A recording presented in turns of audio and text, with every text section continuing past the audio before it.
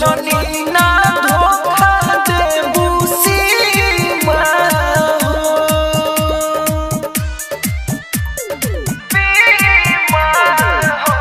राजधानी recording studio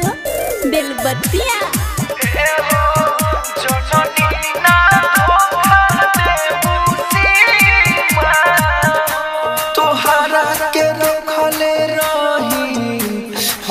अपना दिल में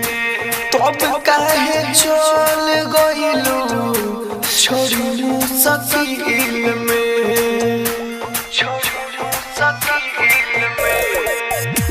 तोहरा के रखले रही हम अपना दिल में तब काहे चल गइलू छोड़ू सकील में सही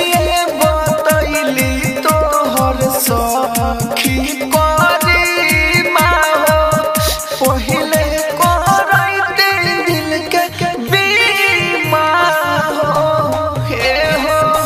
जननी ना धोखा देबू सीमा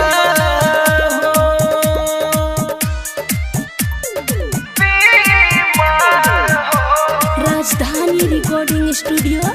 बेलबत्तिया।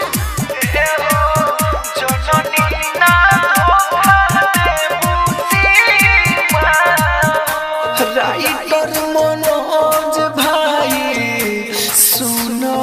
रानी जिंदगी से हार गई राहुल राजधानी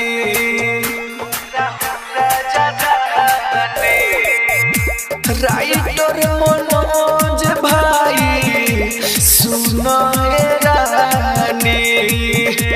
जिंदगी से हार गई राहुल राजधानी दिहलो बनानी हमारा